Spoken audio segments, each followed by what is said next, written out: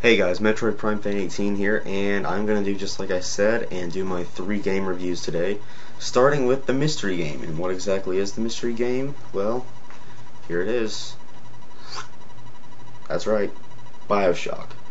First out of 3 game reviews today will be Bioshock. Now, Bioshock, I'm pretty sure everyone's heard of, is a game that's gotten huge universal acclaim. It's won tons of awards. It's been reviewed well by like every famous game site. Not that I listen to game sites anymore, or game magazines for that matter. But I have to agree, this is definitely one of the best Xbox 360 games I've ever played. Now to start, here's the story. Bioshock takes place in this fictional Atlantean utopian underwater society called Rapture. And the main idealist behind this society was a man named Andrew Ryan, who wanted to build this place to get away from reality. He wanted to show people that there really could be a life outside of all the war. I mean, because this was built during the 1940s. There was World War II and everything going on, and he wanted to get away from all this.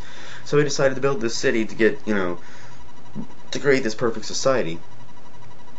And for a while it did turn out good, until these certain invention called plasmids came along. Plasmids are the things in the game that give you these supernatural powers, like electricity. Insects form, where like a living hive of insects lives inside your veins. Once he invented those, it started to make life easier for some people before they started to abuse them. I mean, they started to just inject these things like heroin. They abused it like crazy. It deformed their bodies horribly. I mean, it gave them their first of all, I mean, they look like zombies. I mean, their faces looked lifeless. Their foreheads were huge, and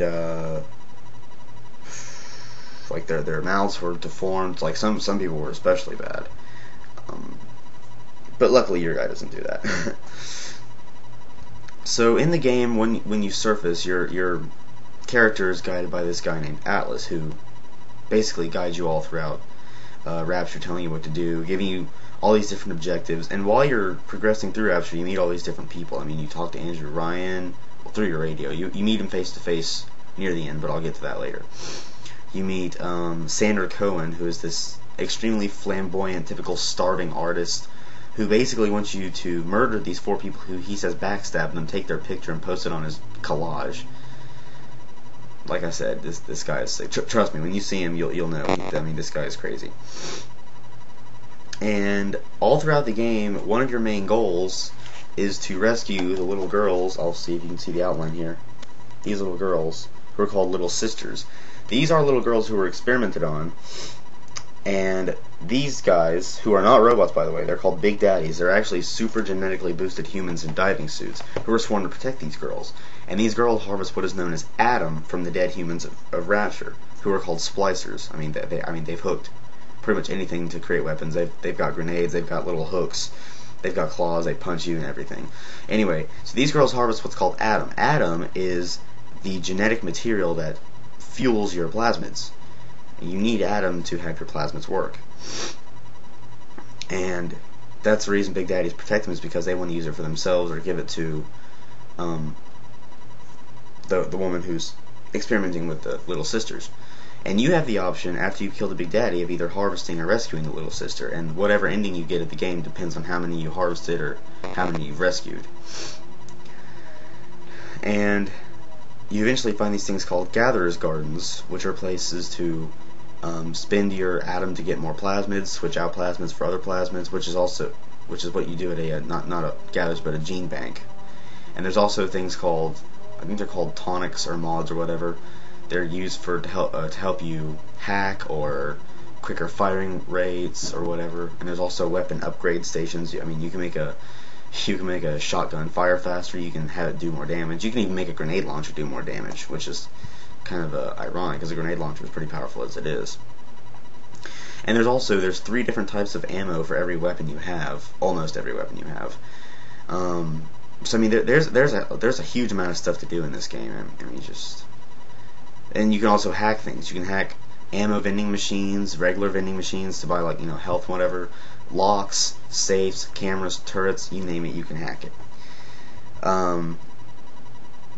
So, I mean, you're going through Rapture, doing all these different objectives. You eventually meet up with Andrew Ryan himself, and you eventually find out that whenever your character hears the words, "would you kindly," he does whatever the other person tells him to do.